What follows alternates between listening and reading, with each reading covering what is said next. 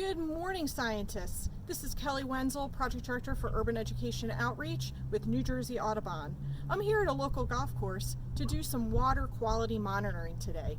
Now, we've seen some other types of monitoring, looking at macroinvertebrates or the biology of a water body. Today, we're going to look at the chemistry of this water body. So golf courses are a great place to do this for a lot of different reasons. I think our Canada geese agree. So let's get started.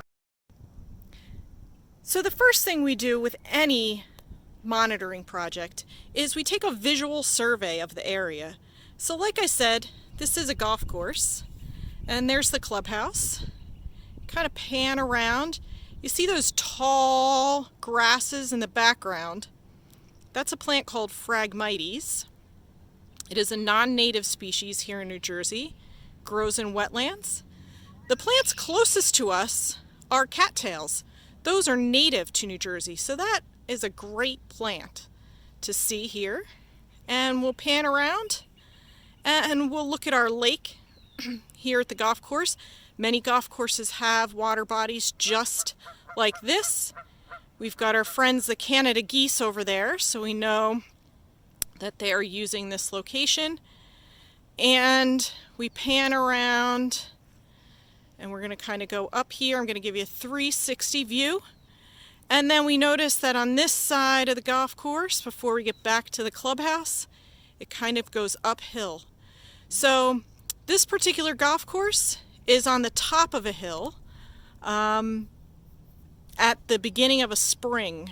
So this little lake right here is fed by Rock Spring. And what did it do last night here in West Orange, New Jersey? It rained, which is the perfect time to do chemical testing. And we'll think about that in a moment.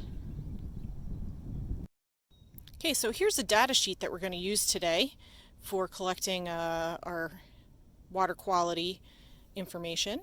So if you've been with me with other videos, we always collect some very basic information at all the sites that we go to, even if it's our backyard. So today is April 6th, 2020. Okay, our weather conditions right now, again, we're going to go, I know that it is about 55 degrees Fahrenheit. So to figure out Celsius, because that's the scale scientists use, you take 55, subtract 32, that's 23, and you divide that by 2. So it's about, 11.5 Celsius. All right, our location. So we are at Rock Spring in West Orange, New Jersey. I'm going to abbreviate. I don't quite know my latitude and longitude yet. We'll talk about that a little bit later. There is a name for this water body. It's called Echo Lake.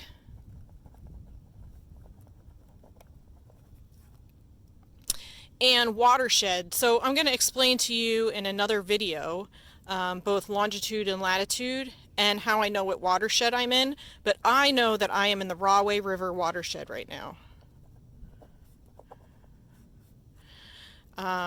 Wind conditions. There's a light breeze today. Cloud cover.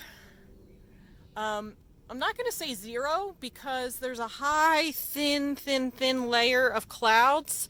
So I'm just going to say like 0 with maybe like thin layer. I can see it, it's not quite haze, but they're not really clouds. They're very high cirrus clouds.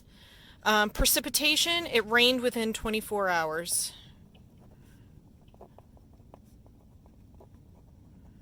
Of the time, and the time right now is 11:45 a.m. So I'll just put that up there.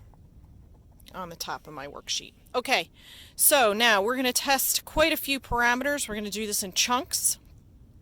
And look on the side of your video for the explanation of what each thing is. So I'm not necessarily going to speak about it. You may have to pause the video and read what each factor is, just to make it easier to tape. But we are going to talk about water temperature, dissolved oxygen, pH, nitrate, phosphate, and turbidity. And you see some units here. So we know temperature. Dissolved oxygen. So when we get our result, it's going to be in parts per million. And that's what you see down here also. Nitrate and phosphate are also measured in parts per million. So imagine you take your bathtub, you fill it all the way up with water, and add 1 drop of food coloring. That is about 1 part per million. So for some of these things, we're talking about very, very small amounts that could have a big impact on your water quality. pH is something completely different. It doesn't really have a unit. It's parts hydrogen. And just like we're seeing a lot of data come through right now about COVID-19, we see that that's an exponential growth chart. It does not go up on a straight line. It goes up rather curved, right? pH is the same way. It's a factor of 10 between each unit. So a 6 and a 7 is a big deal. So if you're at a 6 versus a 7, that's 10 times more parts hydrogen. And then we get down here to turbidity, which are Johnson turbidity units. It just measures the clarity. It's a hard unit to describe, so just trust me. It's how clear or how foggy, if you will, the water is. But again, we'll get into more detail on the side of that. So, on to our first test, water temperature. Okay, so here's my thermometer. We're just going to go ahead and toss this in the lake and see what result we get. Ideally, I'd have it out a little deeper. I don't have my waders with me though, so we're just going to leave it here, knowing that the water is going to be a little more warm because it's shallow, but that's okay because all of our tests are going to be taken at the same depth. Okay, so my thermometer's been sitting in the water for about 10 minutes. I'm going to pull it out and see if I can get this in focus. So I don't know if you all can see that, but we're at about 15 degrees Celsius. So I'm going to mark that on my sheet, and just for reference, if you double that, so that's 30 and add 32, it's about 62 degrees Fahrenheit. So it's actually warmer than the air right now. Interesting property of water, it holds on to its heat, so that is perfectly normal, and we're in the shallows. So that is not a crazy result. So again, back here at our data sheet, we had 15 degrees Celsius. So that will become very important when we look at our dissolved oxygen.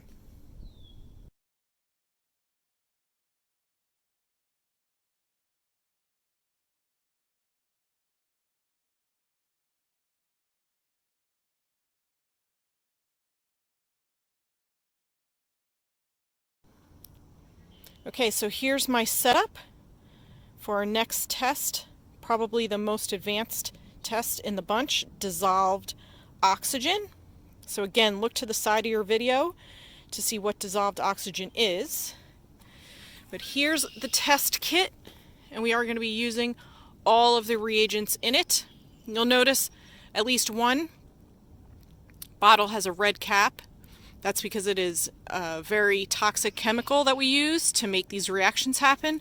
So you'll notice I am wearing protective gear, and I wear glasses daily, so I have my glasses on. However, a scientist in the field that does not wear glasses would be wearing safety glasses. So here we go, we're going to start our test. Okay, Okay, so our first step in dissolved oxygen is fixing our sample. So dissolved oxygen, briefly, is oxygen that is dissolved in water. So just like when you make iced tea, the tea and the sugar get dissolved into the water, so when you drink it, you're not having chunks of tea or chunks of sugar in there, hopefully. Oxygen gets dissolved in the water. So I just want you to think about who uses dissolved oxygen. Who is it important for? Fish, right? Or any aquatic organism that breathes using gills. So that's what we're measuring. So oxygen in the water can dissipate up or go into the atmosphere from the water, especially on a day like today where it's a little bit breezy. So we have to fix our sample, meaning we get the oxygen bound in the water so that when I take the lid off of the jar, it doesn't all dissipate out and we don't get a bad result. So I'm going to show you quickly. We have to fill this bottle and get it so there's no bubbles in there. Let's see.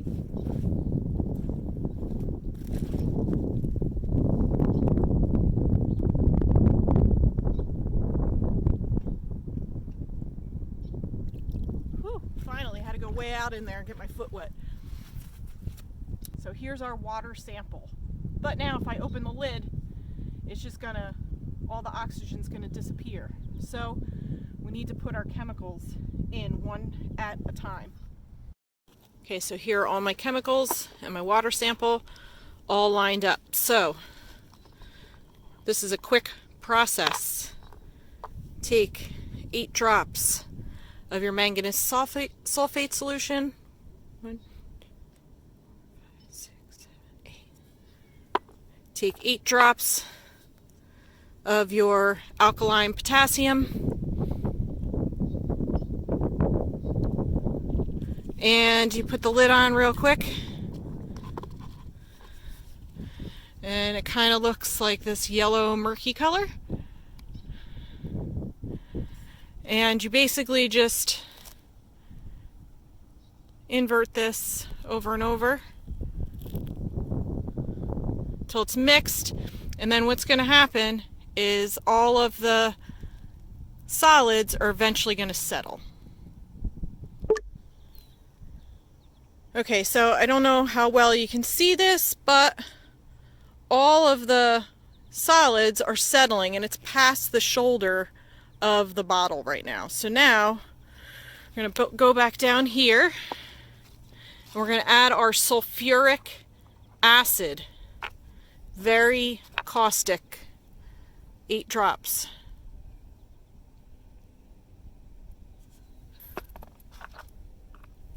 And put the lid back on.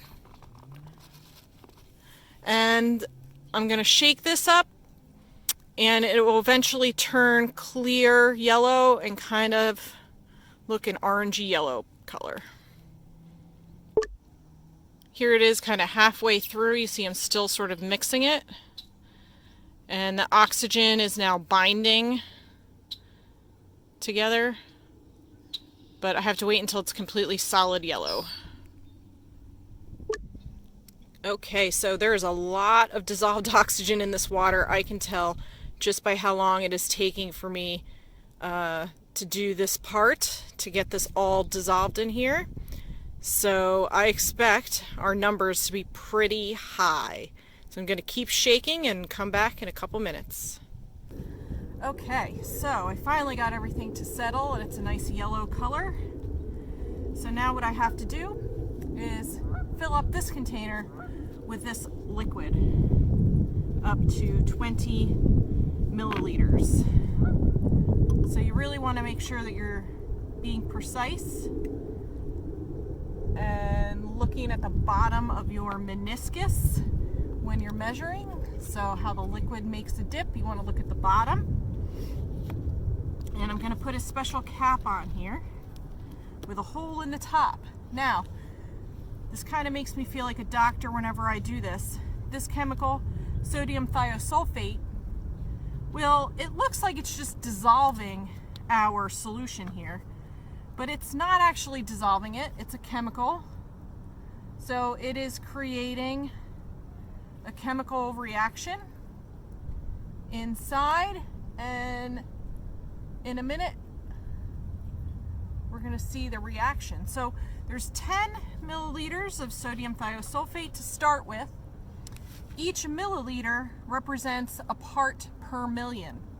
So I'm going to keep dripping this a couple drops at a time and swirl. Drop, drop, and swirl, and it will get lighter and lighter. So this takes a couple minutes to get to the right color.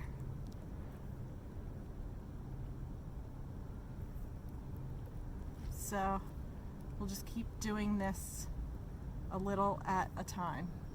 We've gotten this. It is a pretty light yellow color. That's just where we want it. And we've got our sodium thiosulfate. So we use 9 milliliters. So we're going to keep that. And now I'm going to add starch to this. It's going to change it a color. Any ideas what color it's going to change it? Anyone want to guess? Let's see.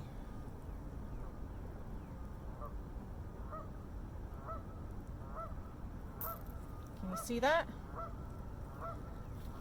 That is a deep blue color. So our starch indicator turned it blue. So this process that we're doing is called titration.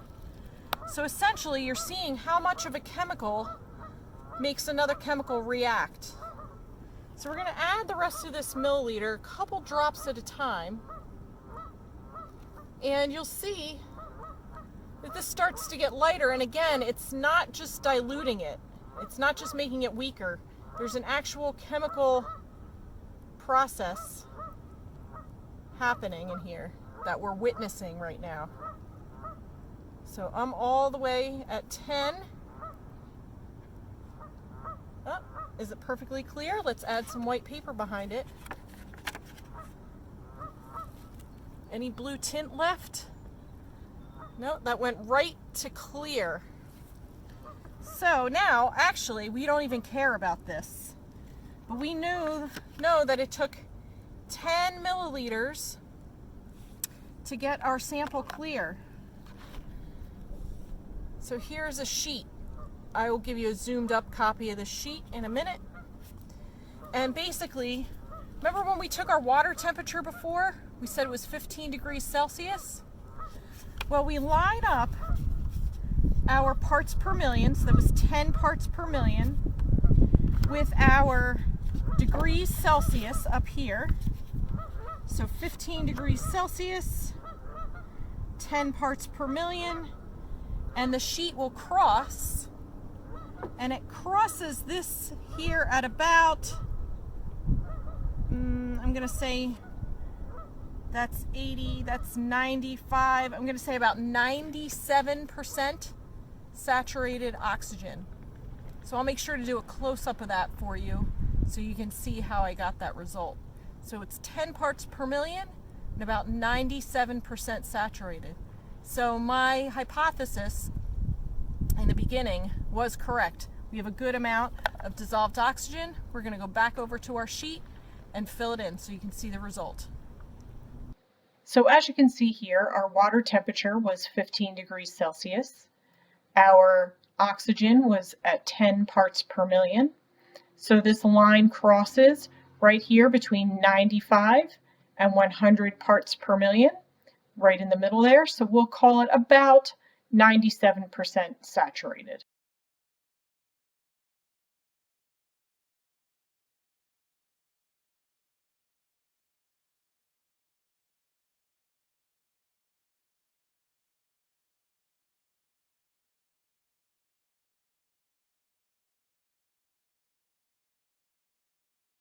Okay, so here we are back at our sheet, and we did our dissolved oxygen. Now in real time, that took over an hour.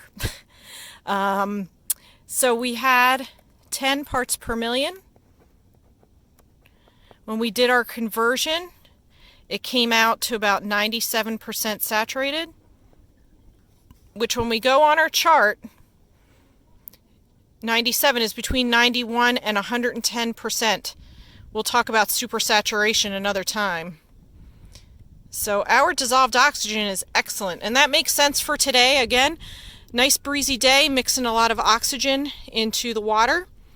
There's another chart, another way you can do this. So if we have our water temperature, and we were at above 8 parts per million, so it's definitely above 81%, because we would be out here if we had another column. So that's one way to do it. The other chart that I showed you is another way, and we can actually get a little higher numbers there. So our next test is pH. This one's fun, fast, and simple. Let's go. Okay, so on to our next test, pH. So this one's a little more simple. So I'm going to go into the lake and fill up my test tube here to 10 milliliters. My professional flick. I put my finger at 10 milliliters and I flick, and right now I'm perfect at 10. So I take our pH indicator, which check out another video online for how to do this at home, to make your own pH indicator at home. And this one's really simple. If you have a fish tank or a swimming pool, you do this one all the time. 8 drops. 1, 2, 3, 4, 5, 7, 8. And this one's all color comparison. So an advantage is it's fast. A disadvantage is if you don't see color, it's going to be hard for you to read this test. So we kind of mix it up. We never shake. This isn't cooking. It's not shake and bake. And we put it into our color comparator, which this is a chart that you compare colors on. So it might be hard to see on the video, so I'm going to hold it up and see what I see here. And I am looking at almost a perfect 7, I think. Again, color might look a little funny on the video, but I'm seeing a 7. So is that good, bad? I don't know. Let's see on our sheet.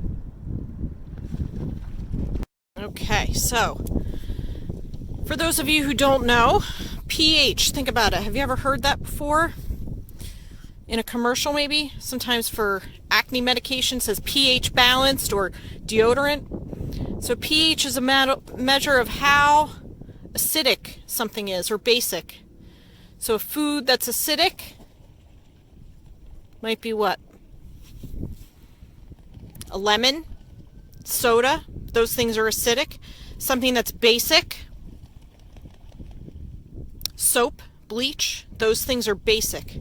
So water should be really near the center, which would be 7. Our scale goes from 1 to 14, so 7 would be in the center. And life likes to live right in this range here. 6 to 8, there are things that can live up here, there are things that can live on this side of the scale, but really we like that middle range. Most life likes to live in that range. So for this lake, Echo Lake, we are doing well. So again, here's the pH scale. 1 being very acidic, 14 being very basic, 7 is neutral, and we look up on our chart, and that is pure water, just like we talked about. Some acidic foods here, we have lemon juice and coffee. And over here we've got soap and bleach. And like I said before, life likes to live here in this middle range. So there are always outliers who will live in acidic water or more basic water, but really most creatures want to live sort of in this middle range.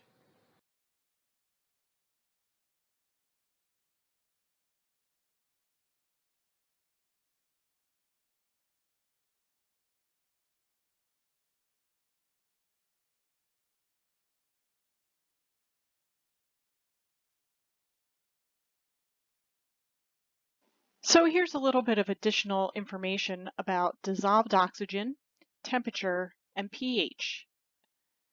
So in this chart, the blue section here should look pretty familiar. That's the same chart that we used before to determine our dissolved oxygen in our sample. And here on the bottom it gives you what those percent saturation mean.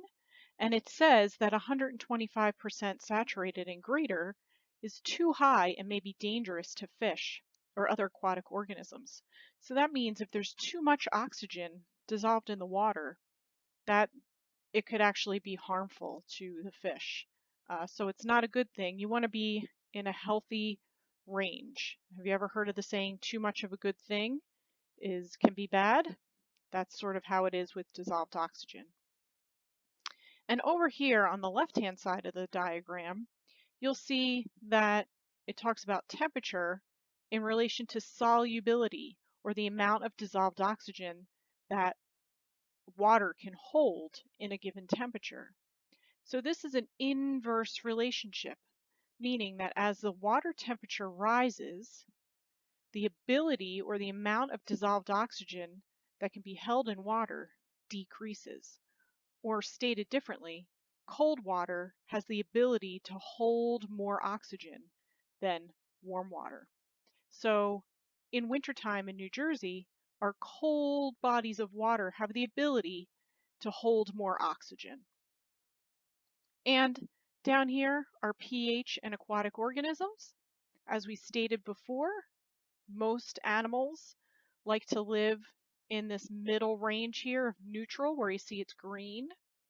And if we look on our chart, here are some insects, we have some fish listed, and then some amphibians listed at the end. And as you can see, most of them like to live somewhere between, 5 to 7.5. So really in this neutral range.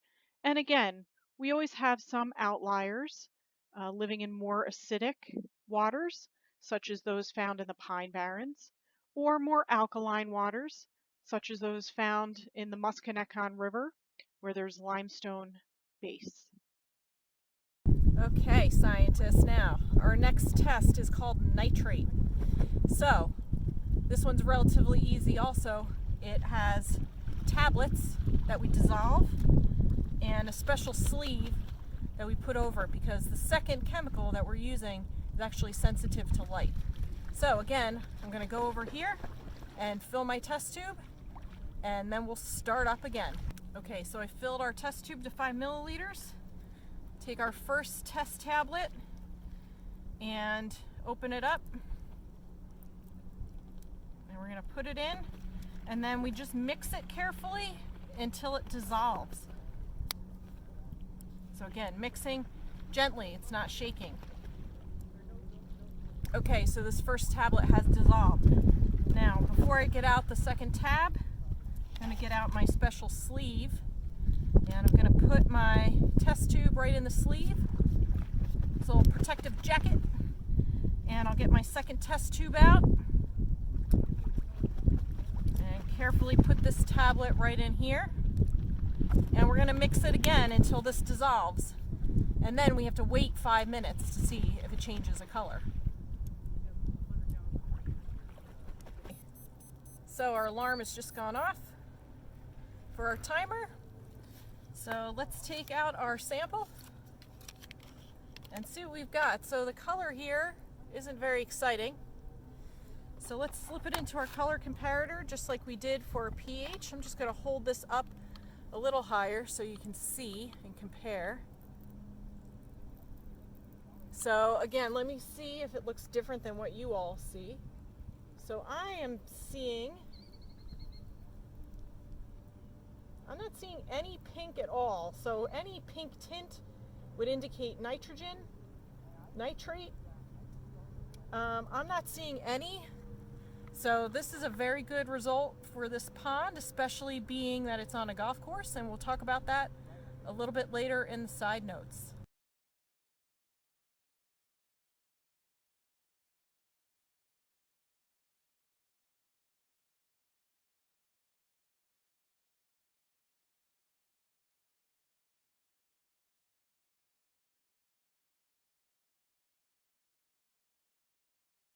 So our next test is called phosphate. So for our phosphate, I've already pre-filled my glass test tube with the correct amount of water. And now we have to put in our phosphate acid reagent. So again, this is going to react with the water. It's not going to make it look any different right now. But we're going to put in 1 milliliter. And if you've never used an eyedropper before, you squeeze the top, put it into your liquid, let go. And you can see it fills the pipette right up to the top. I'm going to put that in here. Make sure we get it all out. And then we're just going to mix it like we've done with the other chemicals. Just to kind of make sure it's all mixed together. Get all the way to the bottom. All right, and now we have a powder chemical that we're going to add, which that's going to cause the reaction. So this is phosphate reducing agent. So again, we're capturing that phosphate in the water so that we can measure it. So we're going to put our tiny little measuring spoon nice and even. Carefully put it in there. No need to get the spoon wet. Cap everything back up. Now we're going to mix, and this also has to kind of chill for 5 minutes, but not in a special sleeve. So this just kind of hangs out, but we have to dissolve it all first. So you can kind of see there's little crystals in there. Just going to make sure that's all dissolved, and then we're going to wait our 5 minutes. Okay, so our alarm just went off.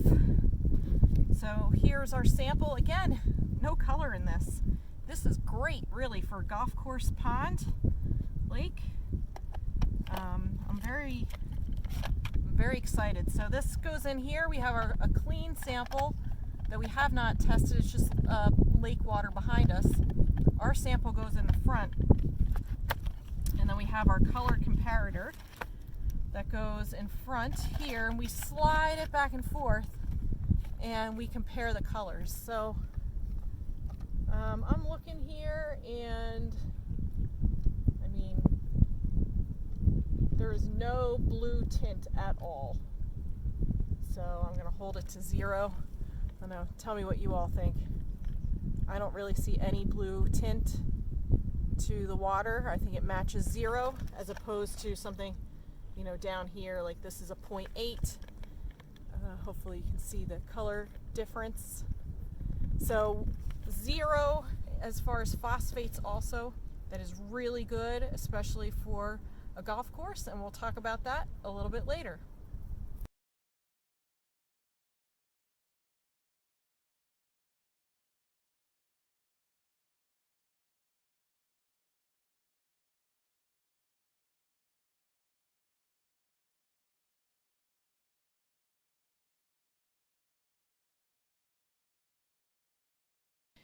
Okay, so for our very last test, we have turbidity.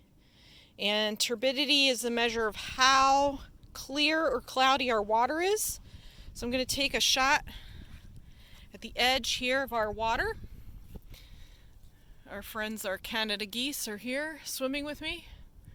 They don't seem to mind me anymore. So we can see the bottom of this water, so it looks pretty clear to me. So if you think about it a couple different ways, water can have color, or it can be clear, but most water has color, and a lot of times it's brown. So think of something like iced tea versus chocolate milk. They're both brown, right? Turbidity, though, means that there's stuff, solids, suspended in the water that will make the water foggy, cloudy. So I'm going to fill up to my line. Almost got it tall enough. Don't want to get any algae in there. All right. Okay. So chocolate milk would be very cloudy, right? You can't see through chocolate milk.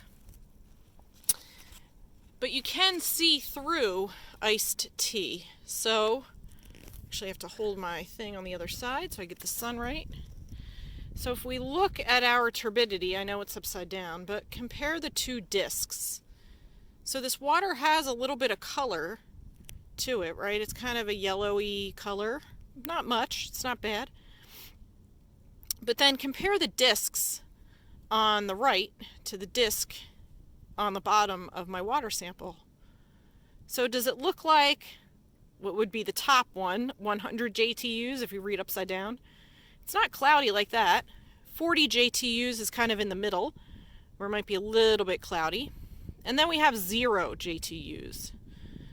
So, I don't know, this water looks pretty crystal clear to me. I do not really see a whole lot of things floating. I mean, maybe it's not like perfectly clear like out of your tap, but I would definitely say it's closer to 0 than 40. So we can make a note of that on our sheet, because in science, do we want to make up numbers? So would I just make up a number between 0 and 40 and call it, I don't know, it's 5 JTUs?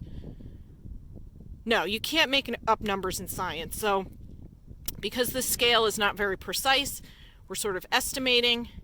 On my data sheet, I'm going to put between 0 and 4 and put really close to 0, but it's not perfectly clear.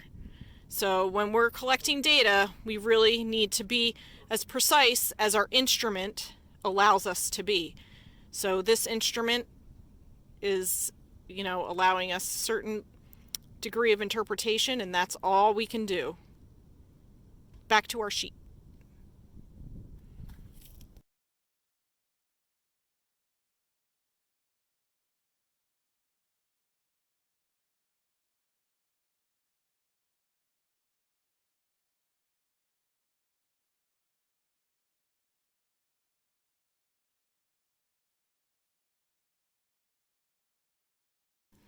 Okay, so we've got a couple things that we need to record here. So when we go back to our nitrate, we remembered that it was 0. It was perfectly clear. There was nothing on there. So our lowest measurement on our sheet is 5 parts per million. And that's usually because there's something in there. But really, I did not see any color. So as a 5 part per million is saying that it's fair. So again, we can't really make it up. I can't necessarily say it's excellent because there might be some in there. It's just that our tool did not quite detect it. So I'm going to put the less than symbol and 5 parts per million. And then I'll put fair and maybe put like plus, right? Fair plus. It's better than fair. Our phosphate, same thing. There was no color. It wasn't even at 0.8. So it's definitely less than 1 part per million. And even if we're at 1 part per million, it's still excellent. So this is really good. And I know my reagents are good because I just got fresh reagents. So that's not it. I was following the directions. So hopefully all of my stuff is correct. And again, with our turbidity. So we can say between 0 and 40, right? But it was really close. Really close to 0. So I'm going to circle 0 and put excellent here because it is really excellent. So all in all, we had an excellent, a better than fair, an excellent, and an excellent. So even though it rained last night, we had water washing into our pond here at Rock Spring, we are coming up with excellent water quality, and that is a really, really good sign. So we'll talk about that a little bit later in another film, and please remember to check the notes at the end. Pause if you need to understand what each of these reagents are and what it means to water quality. So I hope you enjoyed joining me for some field work. Now, as a scientist, there's always one last job that we have to do. Clean up. So I'm wearing protective gear, right? For a reason. So do we want to dump these chemicals into our lake? No, we have to clean them up. So I've got 2 bottles here. One says poison on it. And everyone always says, Miss Kelly, is that really poison? Well, what do you think? I don't want it on my hands. Do I want to drink it? No. So I'm going to put all of my chemicals that we've used today right in this poison bottle, and then we dispose of this in a proper manner that the directions tell us. And then we rinse all of our equipment with distilled water so that it's nice and clean and ready to go the next time. So remember, scientists, even if you're doing kitchen science, it's very important to clean up properly after you've made your scientific mess and make sure you are leaving your testing spot better than when you got there. All right, so scientists, I hope you really enjoyed your day at Echo Lake, doing some water quality monitoring with me. Just a few questions before we go. So, why was I so surprised or excited that the golf course here had no nitrates and phosphates in the water, or at least not detectable by our instruments? What do golf courses typically use on their grass in order to keep all the fairways nice and lush, even, so that they can mow it and so that players can play effectively? Do you know? Generally, they use a lot of fertilizer and pesticides to make sure that the grass grows nice and even. So as you looked on your data sheet and the extra information about each parameter we were studying, can you tell me what pesticides and fertilizers might do to water quality? Investigate and see. Now, I will tell you, this golf course was closed for a little while as it went from a private space to a township park. So that could have some effect on our results. So it'd be interesting to test it again when there's a full season of golf in full swing. But think about that when you're testing water and you're looking at various areas. What are they used for? Is it manicured? Do people take care of the space? What might they add to the surroundings to make the use appropriate so that people can use it as intended, right? We don't want a big bushy golf course, because then you wouldn't be able to play properly. So what does it take? A lot of mowing, a lot of chemicals to keep this a golf course. So I'm very proud of our town for keeping chemicals out of Echo Lake. And if you have an opportunity to test water near where you are, make sure that you understand the use of the land in addition to what the results are, because it will give you better context for what you're studying.